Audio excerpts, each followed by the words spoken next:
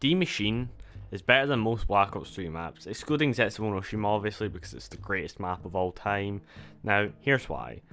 Maschine has a new movement system and it doesn't stick with the old one, where slide cancelling was the most overpowered way to get around, so there was no point in getting stamina up, and you could be stopped by a fucking 1 foot tall barricade. Now you can actually jump over them, you can kind of do a bit of parkour, and slide cancelling is no longer a thing because you'd break your fucking knees if you did it in real life, so it's a little bit more realistic.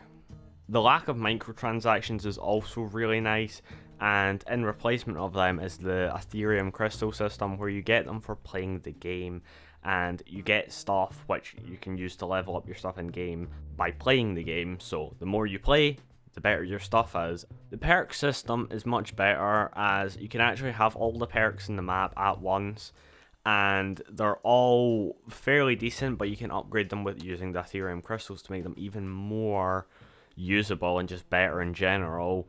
And also they do get slightly more expensive as they go up, so it doesn't feel like, hey, I'm just going to spin the Wonder Fizz and get every single perk for 1,500. It actually adds another layer of progression, which is nice. Speaking of the progression system in the Maschine is way better than anything we've seen before, because now it's not just get gun, pack a punch gun, shoot zombie, it's a lot more complex. You get your guns, you then need to get salvage from the zombies, and then you upgrade them, and again, you don't feel like a god. You kind of just feel like, yeah, I'm just able to do this, but not by a stretch. And then once you get the ray gun and wonder weapons and stuff, it's probably around like 30 or 40, and then you're kind of set up, which is really nice because it gives you things to do in like the mid 30s and 40s, which is pretty nice. The new introduction of the support system, which includes the score streaks and also the self revives, is really nice as it gives you items that you can build for playing the game, which is pretty nice, and that also includes the sort of like C4s, like the lethal and tacticals. You can actually build them, so you don't just need to hope to get lucky from either zombies or from the coffin Easter egg. You can actually just build them by playing, which is really nice because I can't be arse grinding to get monkey bombs from the box in Black Ops 3, but in this game I can just go and make them, which is really nice. All of the special enemies and the mini bosses and the actual boss fit into the sort of theme of the map, which is almost radiation themed, which is really nice because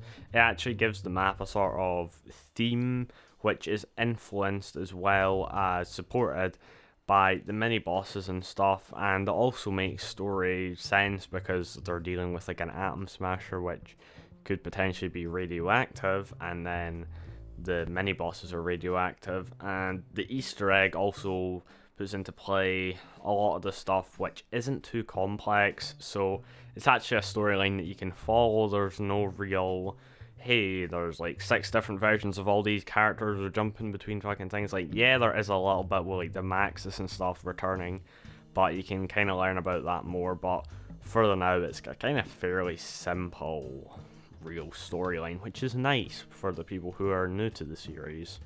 The wonder weapons actually feel all fairly equal, so there's not one that towers above the rest, such as the lightning bow, the ice staff, and ones that are just garbage, lightning staff and the void bow, but they all feel fairly similar in strength and all have their advantages and disadvantages, which is really nice because now you don't feel like if you were the last person to choose your wonder weapon, you don't feel like you're getting given the shitty end of the stick. You actually still have a decent wonder weapon, which is pretty nice. Now, yeah, I've went over the stuff that I like, but even though this is better than a majority of Black Ops 3, there are still some things that I don't really like, such as the mini bosses' insane amount of health, and they also split and have more health, so the megatons can be a pain to deal with. The plague hounds just gassing up the place, and it's really annoying, worse than the Nova 6 cunts, because they were annoying as fuck, but they didn't actually leave the gas there for too long. But the plague hounds are just like, nah, fuck that, I'm just gonna leave it there for a fucking year.